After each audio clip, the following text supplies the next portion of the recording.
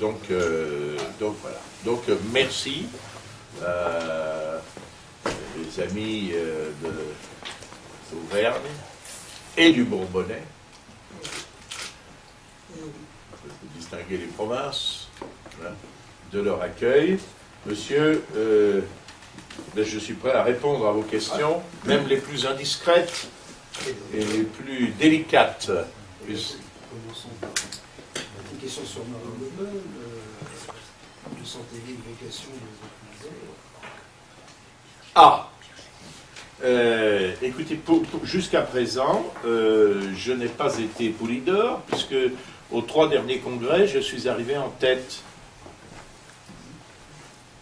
du vote de tous les adhérents, y compris d'ailleurs au congrès de Bordeaux, qui a eu lieu au scrutin direct. Il faut dire que jusque-là, comme on ne peut pas réunir en congrès tous nos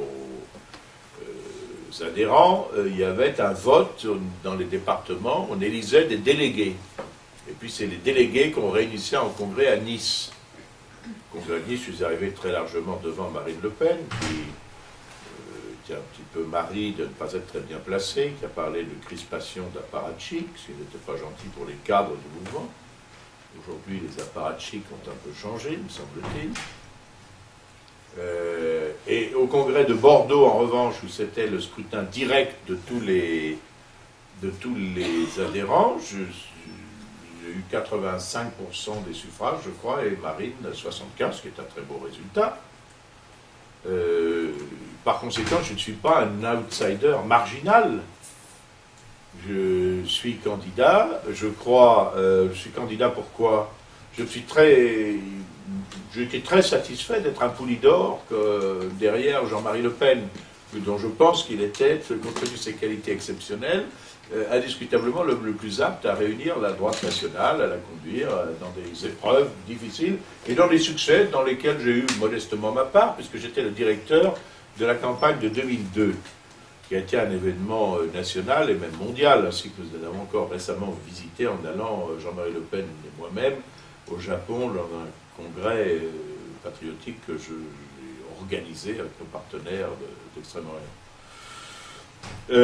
Mais maintenant, atteint par l'âge, en dépit de ses facultés toujours exceptionnelles, Jean-Marie Le Pen ne demande pas le renouvellement de son mandat. Il se passe donc ce qui se passe dans n'importe quelle entreprise, dans n'importe quelle association. Il y a une élection. Dans une entreprise, ce sont les actionnaires. Dans une association ou dans un club sportif, ce sont les sociétaires qui se rassemblent. Il y a plusieurs candidats. Il y en a 2, il pourrait y en avoir 3, il pourrait y en avoir 4. Je n'ai pas besoin de dénigrer les qualités de Marine Le Pen, ma concurrente, et non pas mon adversaire, et encore moins mon ennemi, pour faire valoir ma propre candidature. Je suis candidat, parce qu'en dépit de ses qualités, à elle, je crois en avoir d'autres qui me rendent plus apte à réunir la famille nationale, à la conduire, et peut-être aussi à exercer les responsabilités de l'État auquel nous aspirons pour sortir notre pays de l'ornière dans laquelle il se trouve. C'est une ornière de plus en plus bourbeuse, de plus en plus fangeuse, de décadence à peu près dans tous les domaines. Alors je crois que la France a la possibilité de s'en sortir. Je crois que la France peut connaître un regain démographique par une politique d'accueil de la vie, politique familiale, de défense des valeurs traditionnelles. Si on avait eu cette politique, et si la pyramide des âges reposait sur sa base au lieu de reposer sur son sommet, on n'aurait pas à déplorer aujourd'hui le problème des retraites, par exemple. Je voudrais aussi une réforme de l'État, par une simplification radicale des structures, qui sont extraordinairement coûteuses. Je pense à la dichotomie région-département. C'est absurde qu'il y ait en France 100 départements et 23 régions.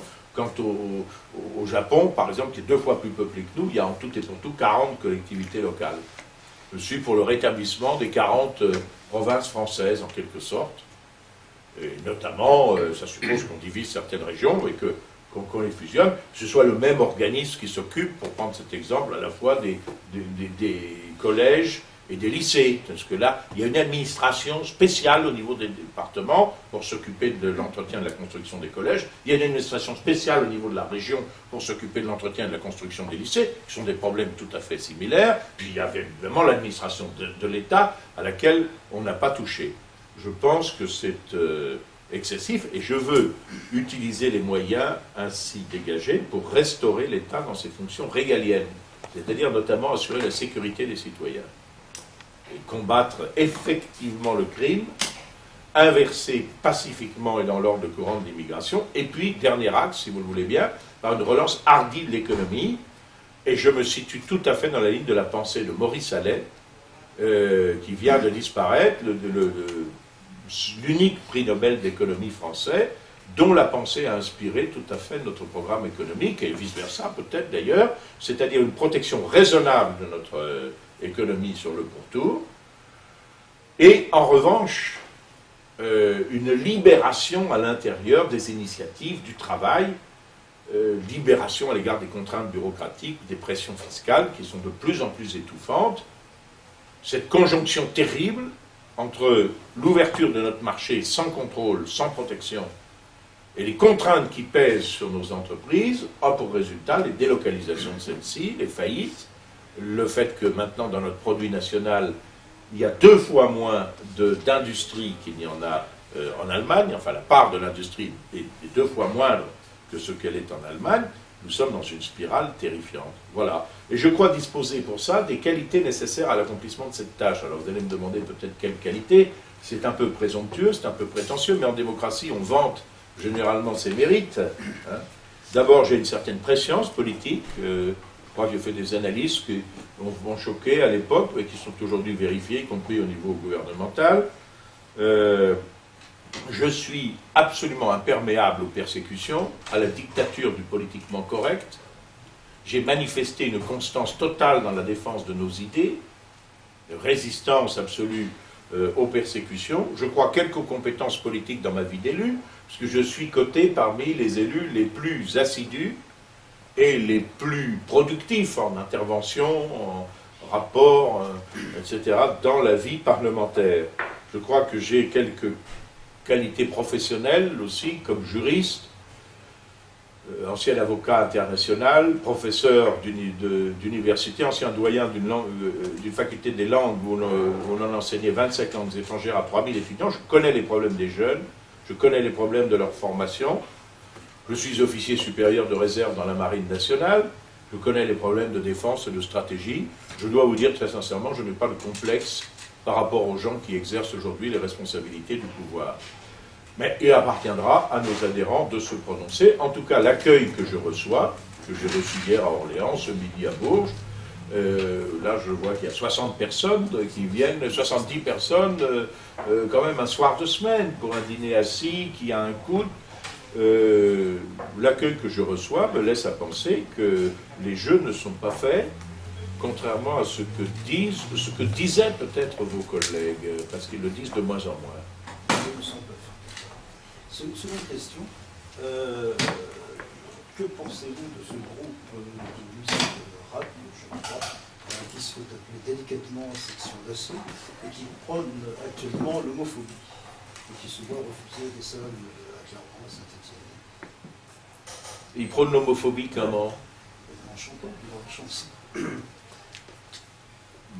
Écoutez, je ne connais pas ce groupe, je ne peux pas vous répondre, je ne connais pas ce groupe, je n'ai pas écouté sa musique, je ne suis pas rappeur moi-même, je suis contre le fait de persécuter, d'injurier les homosexuels, ou qui que ce soit d'autre d'ailleurs,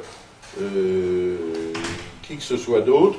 Je suis hostile à cela. Ceci étant, je suis absolument hostile à la loi qui prétend aussi réprimer l'homophobie et dont la première victime a été un député de la majorité, M. Van Est, qui a été persécuté judiciairement simplement parce qu'il a dit que si l'homosexualité se généralisait, ça poserait un problème quant à la survie de l'espèce, et que lui, pour sa part, il préférait la famille composée d'un papa et d'une maman. Pour avoir exprimé cette préférence, M. Van Est a été traduit devant les tribunaux en vertu d'une loi votée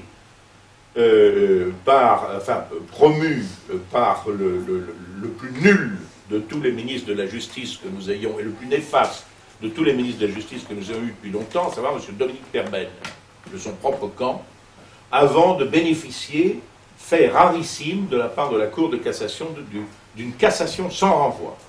C'est-à-dire qu'une cassation où on ne renvoie pas devant une autre cour d'appel au fond. Alors, je ne sais pas, moi je suis contre cette loi sur la prétendue homophobie, parce qu'elle me paraît une de ces lois qui interdit de porter un jugement sur les mœurs, comme il y a des lois soi-disant contre la haine raciale, mais comme la haine est un sentiment qui n'est pas mesurable, on condamne à des amendes faramineuses des gens simplement parce qu'ils ont exprimé un point de vue défavorable à l'immigration. Et puis il y a une loi qui est une loi d'un communiste, Guesso, une loi d'un communiste Guesso qui interdit la discussion libre de l'histoire contemporaine, dont on nous rebat cependant les oreilles matin, midi et soir à la radio, à la télévision et dans les livres. Je suis contre toutes ces lois liberticides, voilà. Mais je suis contre aussi le fait d'injurier les homosexuels, s'il y a des injures. Il y a des lois traditionnelles. Il y a la loi sur la presse de 1881, vous savez, il est interdit d'afficher, etc. Loi de 1880, loi de juillet 1881. Cette loi réprime l'injure, terme d'invective ou de mépris qui ne renferme l'imputation d'aucun fait, l'injure, et la diffamation, imputation de nature à porter atteinte à l'honneur et à la considération d'une personne. Troisième question, la loi sur l'immigration est appelée en première lecture aujourd'hui à Ouais. l'Assemblée nationale, c'est celle qui